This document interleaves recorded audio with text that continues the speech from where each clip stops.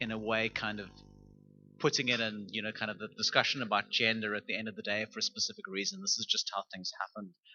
But we've got some really rich discussions ahead of us. We have three members of the panel today, but they're two presentations. The first presentation is a joint presentation. It is on hitting home the impact of violence, and it's by Diana Jaravaza and Izelle Möller. Diana is from Harare in Zimbabwe. She obtained her undergraduate degree in medicine from the University of Limpopo in Pretoria, and she's worked in Durban, she's worked in Bintu, Namibia. Currently, she's with the Division of Forensic Medicine at UCT. Izelle is obtained a medical degree from the University of Pretoria.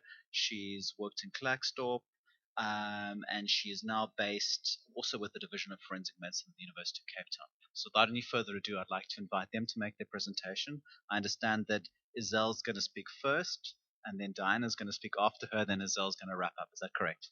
Okay, let me hand it over to you.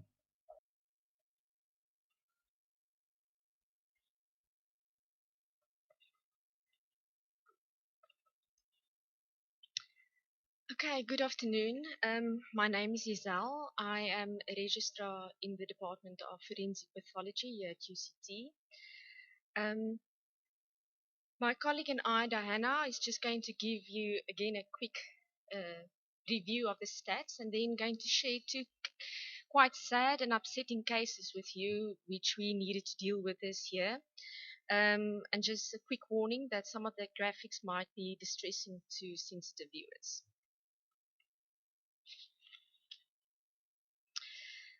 So we did an initial retrospective review of all homicide cases that presented to Salt River Mortuary during 2014.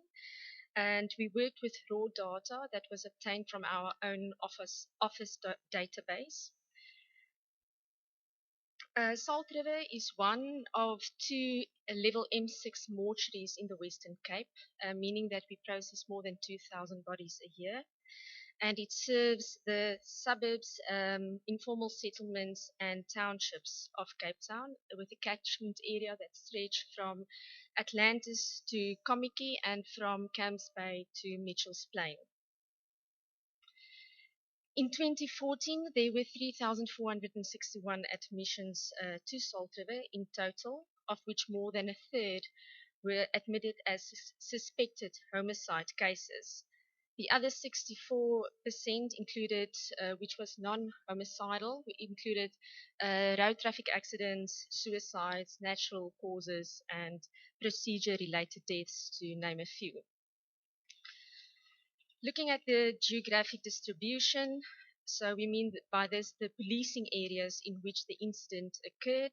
The five major contributors or main areas in descending order were, as we've seen today, Nyanga first, Gugulethu, Philippi East, Mitchell's Plain and Manenberg, which are all township areas, and the remaining 36.8% is from other stations.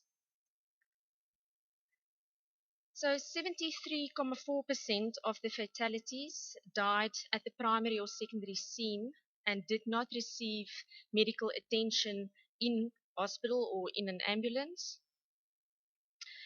Most of these fatalities outside the hospital setting were declared dead over the weekends, as we've seen is the general trend. And then looking at the monthly distribution, one can see there's an increase after the winter time, when the weather is more favorable to go out, get drunk, and pick a fight.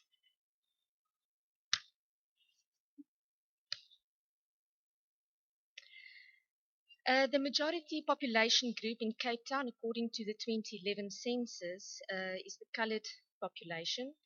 So if we look at our racial distribution, the black African population are overrepresented as almost 58% of homicide fatalities in 2014. Possible explanation for this is low socioeconomic status and migrant labor, with clustering in townships where violence is most likely to occur. But I'm sure our social scientist colleagues will be able to give us more accurate information or data regarding this. In 92% of cases, the victims were male.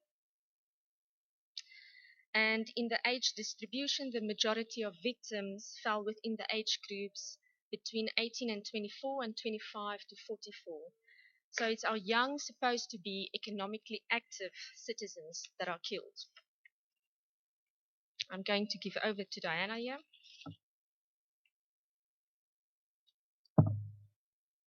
Good afternoon. When we looked at the major causes, of death, we found that just over half of the fatalities occurred secondary to gunshot wounds, which is what we've been hearing all morning. Then the second leading cause of death was sharp force trauma, and most of those were actually stab wounds, either occurring singly or multiple stab wounds. Then the third leading category was assaults. And in this category, we had blunt force trauma or combination blunt force and sharp force trauma and community assaults, which have been alluded to earlier during the day. And some of these community assaults consist of either blunt or sharp force trauma followed by burns in an attempt to conceal the identity of the victims. We had 10 cases of suspected rape homicide based on the information that was available at the scene or at the time of autopsy. There was a preponderance of female victims, as is the general trend, and in at least half the cases, there were signs of blunt neck trauma. The age range of victims was broad. As we've heard earlier in the morning, the homicide rate in South Africa is approximately 3 times that of the continental average. So we looked in the literature for information about mortuaries with a similar geographical profile to ours, and the only one we could find was the Pretoria Medical Legal Laboratory, which is also an M6 level mortuary. And their data for 2007 to 2008 indicated a homicide fatality rate of 22.7%, which was lower than our 2014 figure. Interestingly, their second leading cause of death was blunt force trauma and not sharp force trauma, as we found in our cases. And it brings to mind that 2008 was the year when there was the xenophobic violence, and one wonders if that had any impact on their statistics. We also looked at a paper from KwaZulu-Natal, but that was research conducted in a rural setting from 2002 to 2008. And as far as the major causes of death go, they showed a similar profile to our statistics. We found clustering of homicide fatalities in the township of Nyanga, which is mirrored in the national statistics as well. And this is thought to be related to socioeconomic factors, the legacy of apartheid, poverty, crowding, the increased incidence of drug, substance abuse, and crime in entertainment areas. When we looked at our stats, we also noticed that in as far as the scene where the body was picked up or where the incident that led to death allegedly occurred, it was more likely to occur outside the vicinity of the individual's home or surrounds. And this is in contrast to international data. However, we didn't stratify our data according to gender, because we might have found, as they did in the research on blunt force head injury, that females are likely to be murdered in their own homes, and males who tend to get into trouble when they're away from the house are more likely to be murdered away from home. So we don't have information on that. In general, we had an increased prevalence of homicide fatalities over the weekend and in summer months, where people are more likely to be outdoors, and there's increased chance of contact between offenders and victims. We had an overrepresentation of Black Africans, which is in keeping with the national trend in metropolitan areas. In contrast to Statistics South Africa data, we found that the age group most affected was the 25 to 44-year age group, in contrast to the 15 to 29-year age group in the 2013 statistics. So our limitations were that this was just a snapshot survey. It was just over a year, and we relied on data that was available at the time that the body was picked up from the scene and at the time that autopsy was performed. However, one could recommend socioeconomic interventions, especially in the townships, increased community safety like community improvement districts, especially over the weekends when violence is most likely to occur. With over 50% of fatalities occurring secondary to gunshot wounds, firearms control cannot be overemphasized. This would be an interesting area for further study to look at risk factors and to actually take into account information that becomes available at a later stage following further investigation. I will present the first of our two cases. This case involved a 3-year-old girl. She presented to a local clinic in the company of her mother. The mother gave a history that the child had fallen from the bed that morning and had been unresponsive immediately after. She was assessed by medical personnel and found to have been dead on arrival. So our approach in this case was to get a full history prior to autopsy. We were able to liaise with the investigators, who were in turn able to liaise with social services department, and a history of long-standing domestic violence was revealed, including previous episodes of child abuse within this family. The context of the family was a mother, father, and the deceased. Both parents were unemployed. We requested skeletal surveys, which is a series of whole body x-rays that have performed with the aim of looking for focal or diffuse abnormalities. And in this case, we were particularly interested in injuries, old or healing injuries of different ages. We were able to secure the assistance of a forensic science investigator to take photographs to document all the external findings.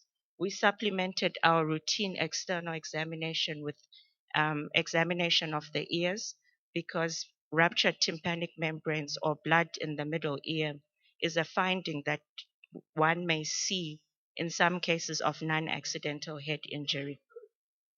We performed a standard internal examination, which involves opening of the 3 body cavities, cranial, thoracic, and abdominal pelvic.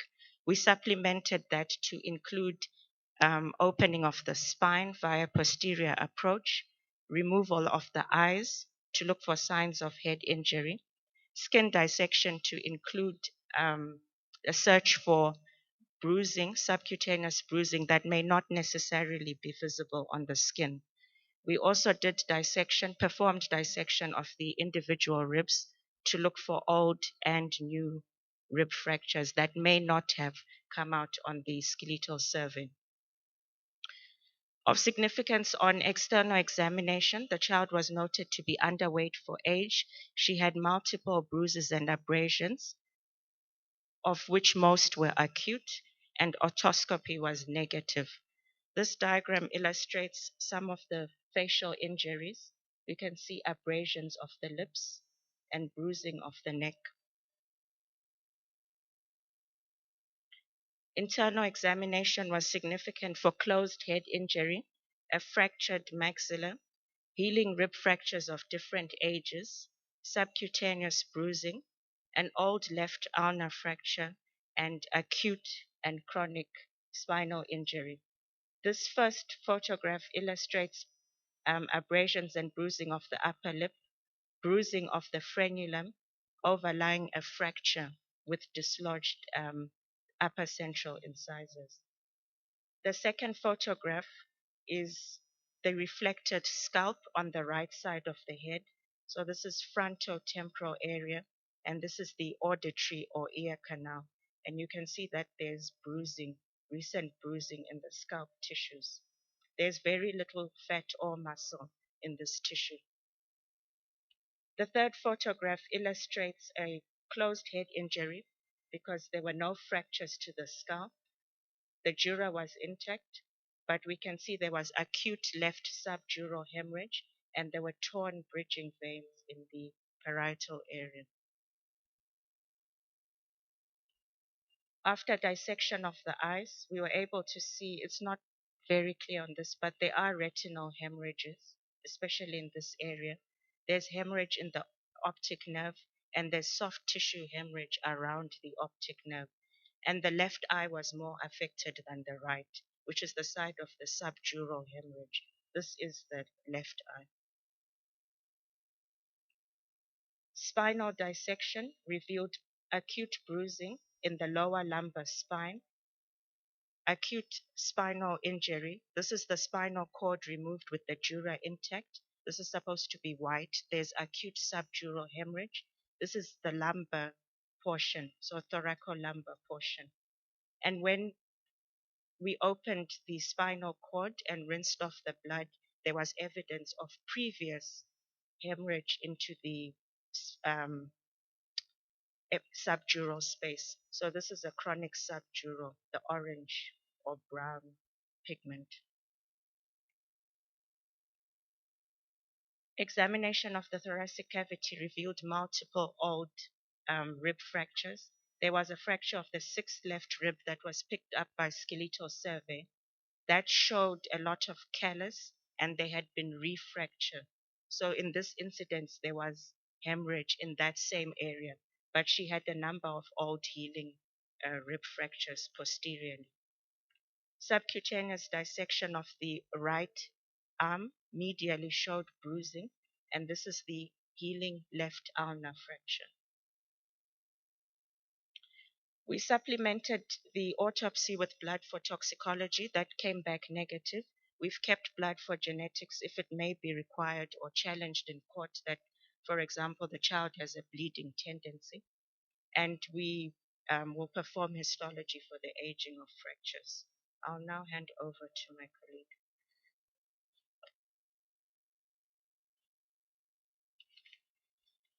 Okay, so my case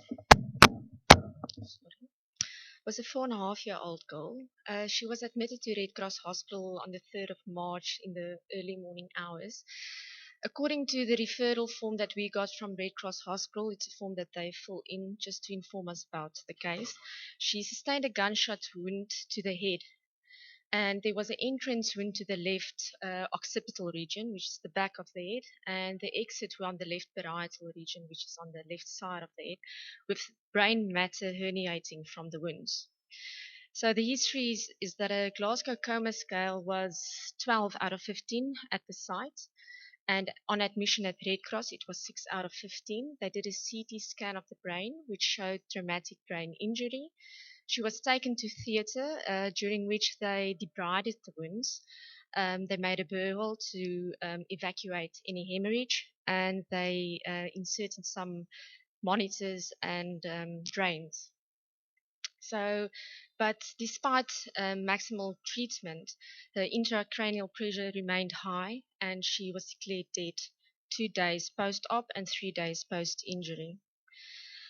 So on an external examination, there was 3 sutured wounds to the head, one to the left side, one to the top of the head, and one to the back of the head. The one in A and the one in C is actually the gunshot wounds, but they debrided it and they sutured it. So from these wounds, just looking at the soft tissue, I couldn't make a call into whether which is the entrance and which is the exit wound. The one in B was actually a surgical wound, which they made to insert the monitors. On internal examination, the skull showed a few bony defects. Once again in A, one to the left side of the head, and the one in C to the back of the head. These were the gunshot wounds. The ones in B is the defects through which they inserted the monitors. The one in A showed, and I'll explain now the concept of it. On the inner surface of the skull, it showed slight beveling, and that indicated to me that this was the entrance wound, in fact. Where in C there was beveling on the outer surface, which indicates that it is a exit wound to the back of the head, and not as they stated. They turned the two wounds around, and this is can make quite a big difference when this goes to a criminal trial. So just to briefly touch the concept of beveling, it's quite a basic and logical concept, but it is of great forensic importance to us because it almost always gives us accurate information regarding the trajectory of the projectile. So we must remember that skull bone is flat bone, and when the projectile at the site of impact, it punches a hole in the bone, and on the other side, it takes bone off. Then just to show you, so the first picture, this is an entrance gunshot wound. The first picture is on the outer surface of the skull. So you can see the defect, but it's smooth edges. Whereas on the inner side, or the surface, you can see the defect with a rim of bone that's taken off.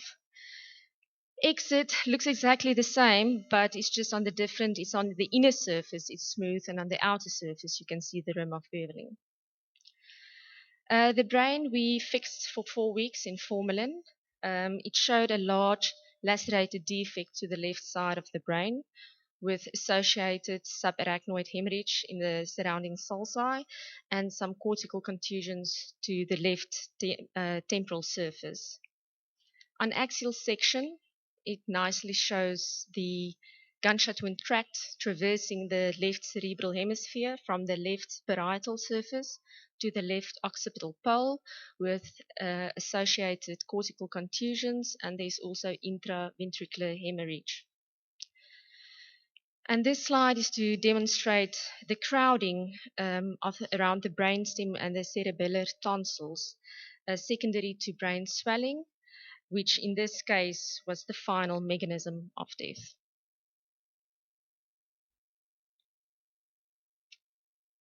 And then just to leave you with a few words.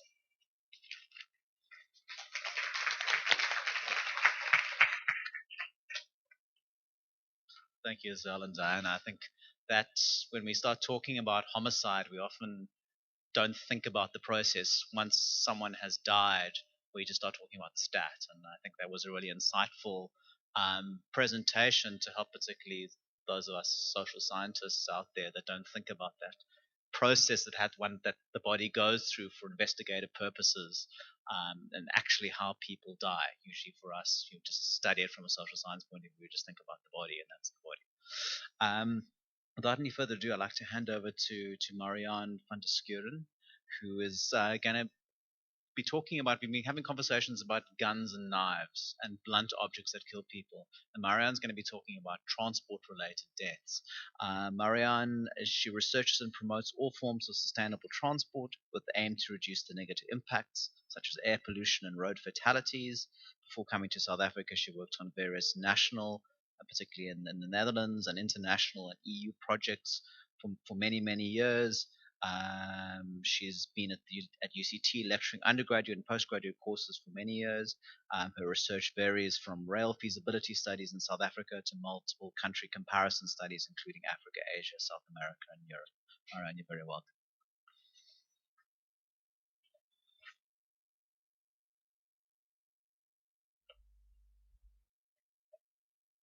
Thank you very much.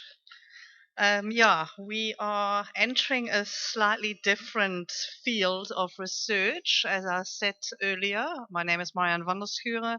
I work in the Center for Transport Studies, and this particular work I am doing together with Heather Allen. She works for TRL in the UK, and we're trying to look at the security of women using public transport, and obviously with security and violence being the topic of this conference, we thought we should enter a paper here as well. I was hoping that I could.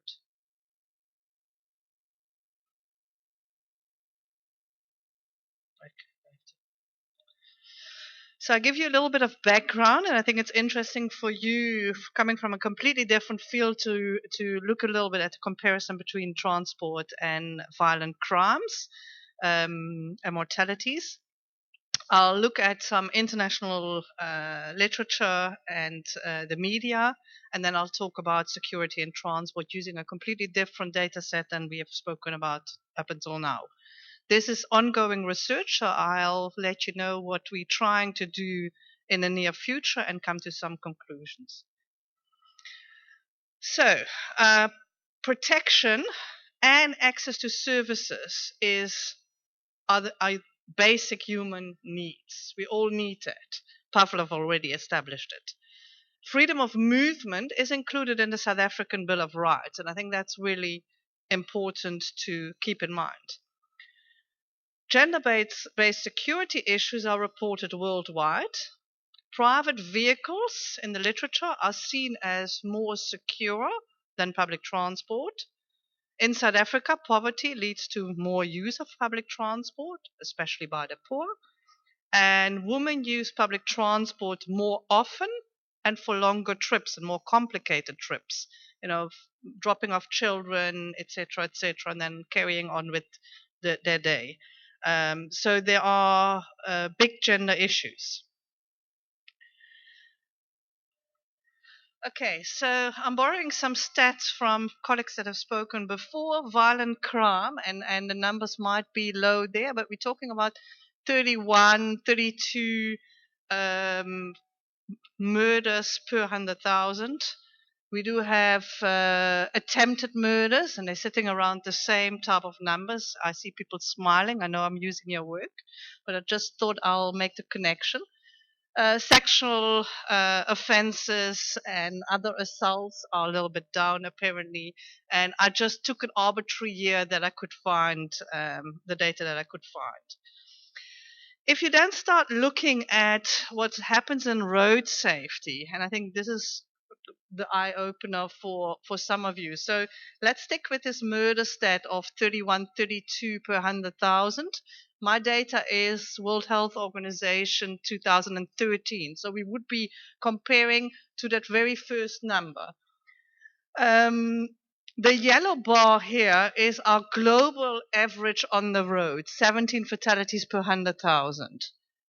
Just to mention globally, every single day we'll kill the same amount of people on global roads as happened in 9/11 in the United States. So that's the magnitude of it. The African continent is the worst continent. It's sitting over there. Europe is sitting around 10, North America 11. South Africa is sitting at 31.9 for 2013. A lot more. And I wrote down from another paper, I don't have that figure in here. I corrected, my data was for cities for 2006, so I corrected for the increase between 2006 and 2013 globally, plus the World Health Organization has a slightly different definition than South Africa had in 2006, and I corrected for that as well.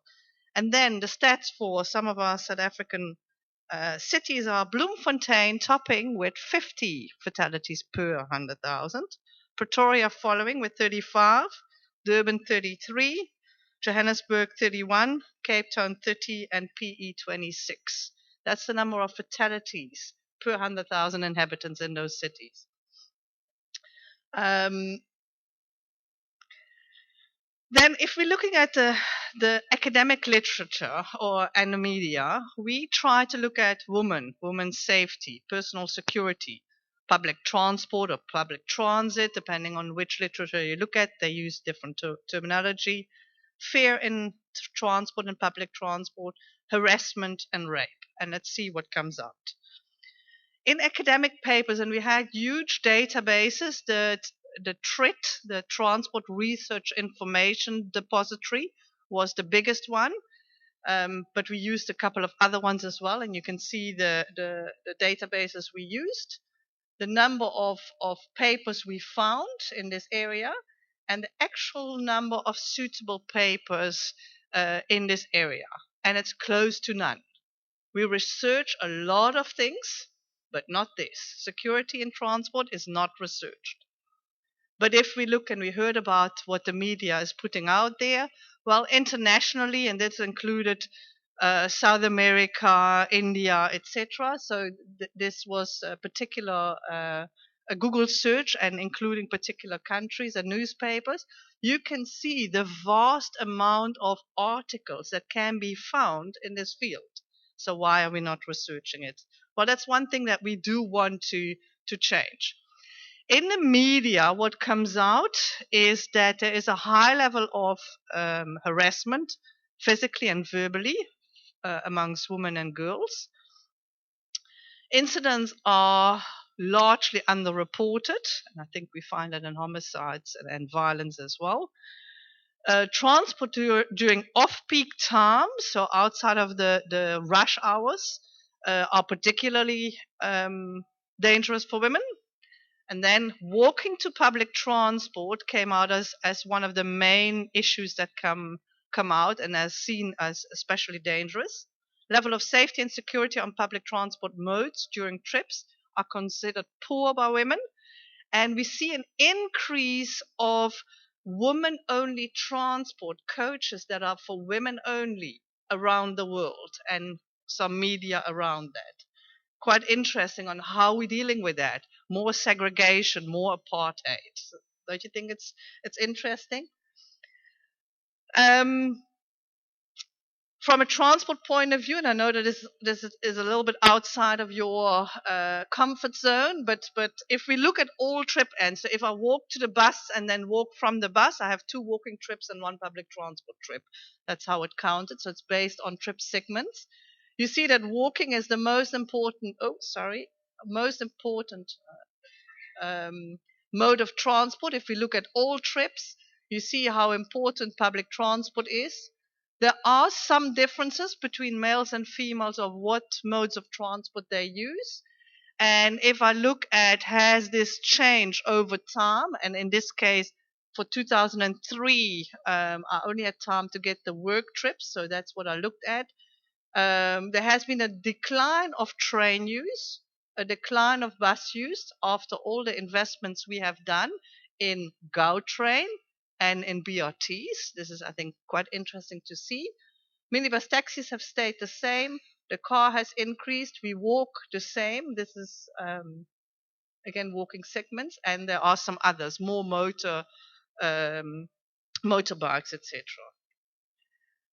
How secure are we? Now, unfortunately, we don't have data where we ask the women how secure they feel, but we do have household heads, male or female, that indicate that there is a problem with security, either unsatisfactory security or very unsatisfactory security. In this case, walking to and from public transport. Topping in unsecure environments is metro rail, and this is important for Cape Town. 56% of people don't think that it's secure to walk to metro rail stations. It's a little bit less severe for the others. Gautrain is doing the best, and I had to look into the blue train. It's a little bit of an odd one here, because there are not that many trips with the blue train, and we thought originally these are just paranoid tourists from overseas. It's not. These are South Africans that perceive the blue train as being that unsecure. At the station, similar, 35%, and taxi ranks are the worst there. But you can see that 30%, 25 to 30% of household heads don't think it's safe to stand at a station, a stop, or a taxi rank. And in the vehicle, we do slightly better, but still not very good. In summary, this is what it looks at in total. And again, here is the metro rail walking to the station, but also in the vehicle, we don't feel secure, and we do have these media reports on rapes and violence and thefts, etc., in metro rail station. But the rest, and even Gautrain, with all the investment we have done there, we should be better than that.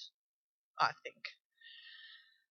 The way forward, we're hoping to do focus group work we're talking to Kalicha, we're talking to Lange, we're talking to Ukureleni, and if anybody has contacts and wants to assist us to set up contacts, please do. To look at the perceived public transport safety and security, the actual number of attacks and harassment that happen, what type of harassment, during what times, and is overcrowding an issue or not. If people are actually asking for help from the police or otherwise, and do they trust those authorities? And if they perceive that they actually were part of the cause of this harassment, which is also talking about self-esteem, etc. So in conclusion, I think we need to, if we really think that our constitution is one of the best in the world, we also need to start creating environments that are one of the best in the world.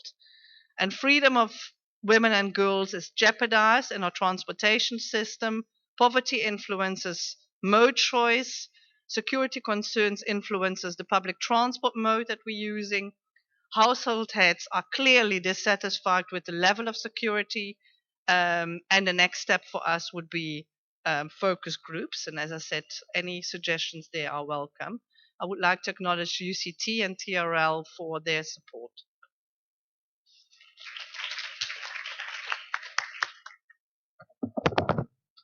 Thank you very much, Marianne. It sort of really emphasized the point that about context and the context in which violence takes place and the spaces and times and places that people, particularly women, but men and children also are exposed to in needing to get to work.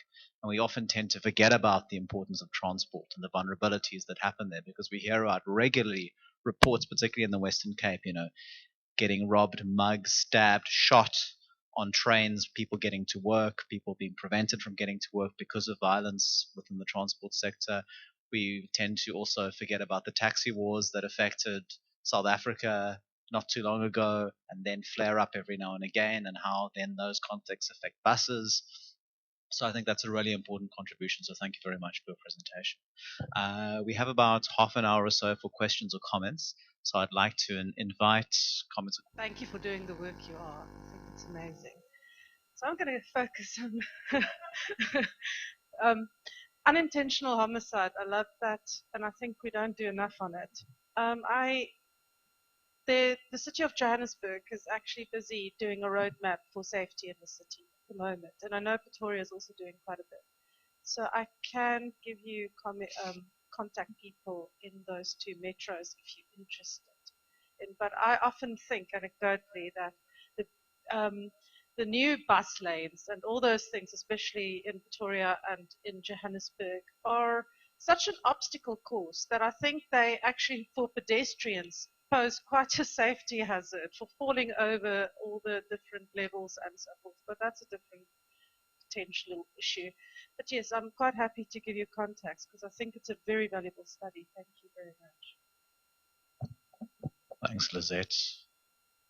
Any other questions? Jean. I'm also going to go for the transport person. I'd just like to hear a justification for the focus on women, given that men are equally at risk in all kinds of transport.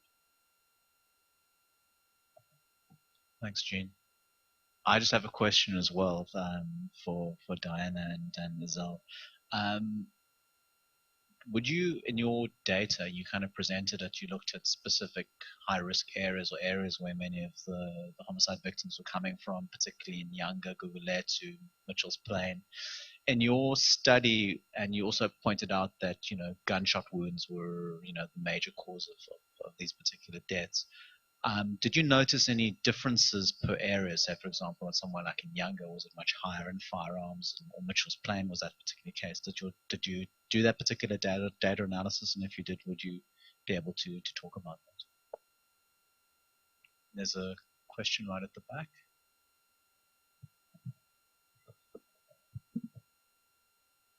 Thanks. My question is also to Marianne. I think one of our biggest challenges is in terms of road traffic fatalities in the Western Cape pedestrians. And I think it's interesting in the comment that you said that in terms of the mode of transport on foot seem to be quite prevalent. So in the work that you are going to be doing or have done thus far, is there also going to be a focus on pedestrian behavior? Because I think that's one of the biggest challenges that we are having around obviously pedestrians being killed. Okay, Jean. Okay, we've got another question over here, then I'll come back to you. Andy, is it? Yes. Mine's more of a comment, and it's also to Marianne. I found the research very interesting because I currently do use public transport to get to university from my place, and I'm currently moving, and so now I have to get the train instead of the minibus taxis, and making up all these like pros and cons list and talking to my parents, and it's interesting that they actually fear more me using the train than using the minibus taxi. And it has to do with the waiting for the train, being more vulnerable in that situation, and it was quite interesting to see that come up in the results. Okay, Jean, you had an additional question?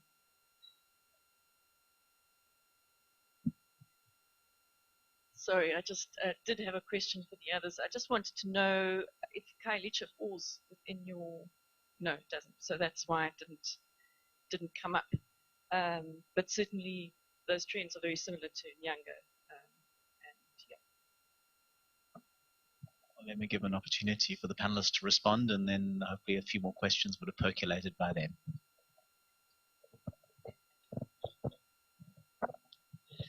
Yeah, thank you for all the questions. Firstly, I make, and maybe it's not right, I make a distinction between safety and security. So safety is a road fatality where you're knocked over or you die because you were a pedestrian in a vehicle, a passenger in a vehicle, etc. That for me is road safety, and that's what I normally do, unpacking those numbers. So I'm very aware of the high pedestrian fatalities. But I find it very interesting that you are indicating that pedestrian behavior is the problem. Because I think we, and I'm talking now the engineers, we need to look at ourselves. We haven't created any pedestrian facilities. So how can I blame the user if I don't accommodate it? So I have a very different view on it, and that talks to these dignified spaces, providing infrastructure. And the nice thing is, from a transport engineering point of view, that especially over the last, let's say, 10 years, things have started to change. So what you're talking about in Johannesburg, actually starting to mapping safety, putting cycle path in, etc., that has started to happen in the last 10 years, which is really interesting. That's something different to security issues. So in this case, we specifically looked at security, and we look at women because all around the world, transportation plans, policies, designs are generally made by men, and special needs for women are always overlooked. So there is this international drive to start looking at what are the special needs that women have when they travel. That includes girls and children, and the fact that women do travel with children, which changes the parameters quite severely. So maybe you are right that from a safety and from a security point of view, some of the problems walking to the station is equally problematic for males and females. But there are women-related needs that we haven't looked at internationally yet, and we're hooking on to that study. That's why we're looking at women in this case. With regards to your public transport mode choice, yeah, it is very different. And the taxi industry does profile itself as being more secure in a way. That's one of the things that they sometimes use. I think with regards to some issues, for example, walking to the stop or rank, most of the times you walk to the main road and that's where you're picked up by the next taxi. And that's why even, at the rank there are problems, but at the side of the road it's actually quite limited, where that time for buses and for metro rail is much longer. So there are definitely differences between those modes. And I'm happy. I have these stats actually for Cape Town as well, so maybe you want to look at those. Thank you. Okay, with regard to the major causes of death in the various geographical areas, we didn't go into detail on that, but that would be a very interesting research to do, because it would provide more insight and therefore guide intervention as well. Because there are assumptions that most of the gunshot wounds would come from the gang-related violence areas, which are predominantly colored, but we see that there is quite a bit of gang and taxi-related violence in Gugulethu and Nyanga, so it would be interesting to actually see what the trend is. Just a quick response to that, because if it's firearms, then there are strategies that can be implemented. If it's knives, then your options are almost non-existent in terms of tool specific. But firearms, there are options, so it would be useful to find that information out. I understand is there a question at the back, Lorna? Just a comment for the engineers, but when they're thinking about what to do for pedestrians, given that something like 75% of our pedestrian fatalities in our mortuary are completely way over the legal limit for driving, perhaps constructing rails with a safety rope that pedestrians can hook themselves onto might be a good idea. Jean. Sorry, I'm just interested in the transport side of things. In the last 5 to 10 years in Cape Town, we've seen quite a massive rollout of pedestrian walkways, which are separate from the road. Are you seeing a change in the pedestrian fatalities in your data, or is it something that you've not yet looked at? Got a question from Della, I see over here.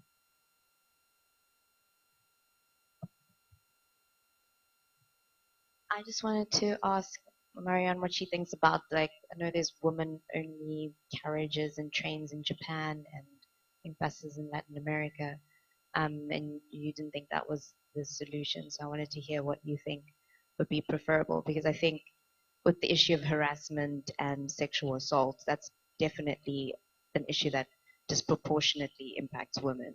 So how do you deal with those issues in terms of transport?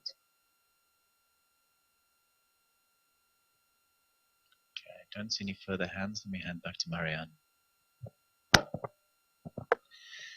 Thank you. Pedestrian fatalities in... I'm not going to comment on your comment, if you don't mind. Pedestrian fatalities in Cape Town, it's very difficult to actually analyze that. We do see a drop in fatalities in the Western Cape. The problem as well is that the RTMC, which is the Road Traffic Management Corporation, has been non-functional for quite a couple of years in this period. So a lot of the stats haven't come through. So we do see in the Western Cape, because they do use the morgues, that there has been a decrease.